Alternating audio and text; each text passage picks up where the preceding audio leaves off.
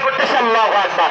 আমি এই ইমামের পিছনে ঈদুল ফিতরের 2 রাকাত নামাজ কিবলার রুখে আদায় করতেছি আল্লাহু আকবার। নাম্বার 2, নামাজ আমরা যখন দাঁড়াবো, যখন দাঁড়াবো তখন আমরা প্রথম তাকবীরটা হাত বাঁধবো। প্রথম তাকবীর আমরা কি করব? তাকবীরে তাহরিমা। আমরা প্রথম তাকবীরে হাত বাঁধবো।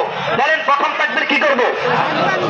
দ্বিতীয় তাকবীরটা, প্রথম তাকবীর যখন দিব হাত বাঁধবো, বাঁধার পর আমরা সবাই সানা পড়বো। কি পড়বো?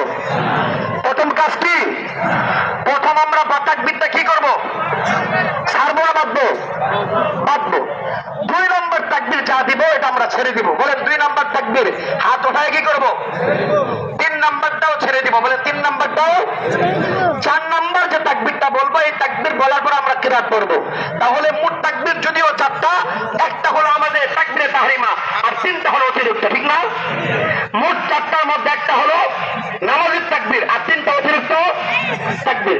এই মোট 4 তাকবীর আমরা 2টা বাঁধবো, প্রথমটা আর 4 নম্বরটা বাঁধবো। মাঝখানে 2টা কি করবো? ছেড়ে দেব। এরপরে ইমাম সাহেব রুকু করবেন, সিজদা করবেন। আবার যখন দাঁড়াবেন, ইমাম সাহেব দাঁড়ানোর পরে প্রথমে হাত বাঁধাবাঁধি তাইলেই আপনি কি করবেন? হাত বাড়াই থাকবে, ওখানে হাত মারানোর দরকার নাই।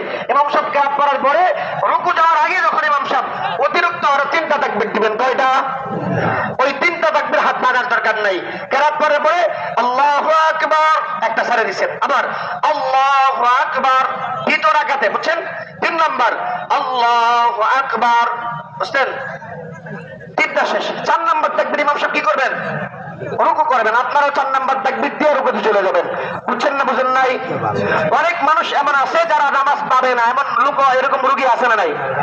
যদি কেউ 1 রাকাত না পায় তাহলে সে ওই 1 রাকাত নামাজ নিজে দাঁড়ায়া পড়বে। ওই 1 রাকাত নামাজ অন্য নামাজের মতো পড়লে চলবে না, তাকেও 3টা তাকবীর দিতে হবে। কয়টা তাকবীর দিতে হবে? 3টা তাকবীর কখন দিবেন? তিনি দ্বিতীয় রাকাতে যখন এক রাকাত পড়বেন, কেরাত পড়বেন, কেরাত পড়ার পরে রুকুত যাওয়ার আগে অতিরিক্ত 3টা তাকবীর দিবেন, ঠিক না? 3টা তাকবীর দিলে তার নামাজ হয়ে যাবে। এমন রোগী যদি পাওয়া যায় হুজুর 1 রাকাত না 2 রাকাতই পাইছে না, এমন রোগী আছে না নাই?